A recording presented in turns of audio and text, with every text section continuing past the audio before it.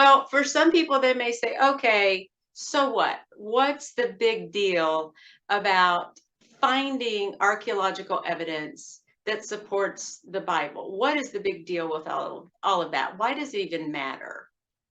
Well, it matters because God is telling us that he really did do these things.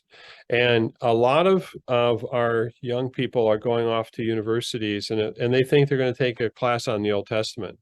And what they're going to be doing is potentially taking an anti-Bible test, a class. That class, what we're seeing is that a lot of professors are basically telling us that there is no evidence for the Bible. But what they're telling, the reason why they're saying that is because their professors are told them that, and their schools are actually that's the political positional stance for the Bible, that if you actually say anything supportive of the Bible, you could lose your job. And so it's becoming popular to be anti-biblical and to say there's no evidence, but they've tried to use it in scholarly terms. But what they've done, just so that everyone knows how this has been played out, is that they pick a particular little time in history and they place the Bible events at that time.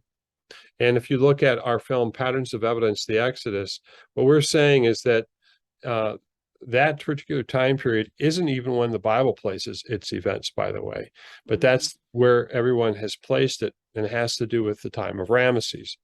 And in the very, very beginning of Egyptian, let's say the development of Egyptology, they used the Bible to date Egyptian history, and they found a synchronism, which is something they could find a particular point in time, and they basically said the Bible dates and these dates will fit here. That's one thing that happened.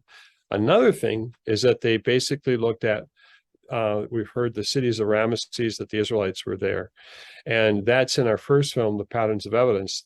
And if you look at the time period of Ramesses, what you're going to see is that there is no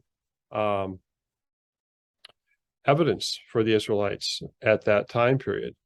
And so, but people have just made up either ways to explain that, or they've said there's no evidence for the Bible.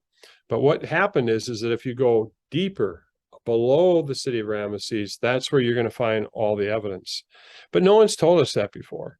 And that's what the first film uncovers, is showing that there is a difference in the time periods, and that's where you find the pattern. And that's the reason why patterns are so important, is because a pattern is a scientific tool, and then you can find things in a sequence. So if you've got these different events happening at different times and they're in the right sequence, that then is a better way to look for events in history than dependent upon scholars that might have chosen one thing and then built a theory around it. So what I have been doing is, just as an independent, investigative filmmaker, I'm saying, well, if you don't believe the Bible, I have to understand what your argument is. And as I've gone into those arguments, I basically said, well, that argument has some problems with it. It has some real serious flaws with it. And there's consequences. There are consequences for ignoring the Bible. So anyway, in the first film, I had a crisis of faith where I could have basically been an unbeliever and I wouldn't be here today. I don't know what I'd be doing. I'd probably be, I don't know, but in this particular case, I really felt like there was something I had to pay attention to. And that's when I started finding the pattern. And we've been just faithfully going along, looking for the pattern as we move through history.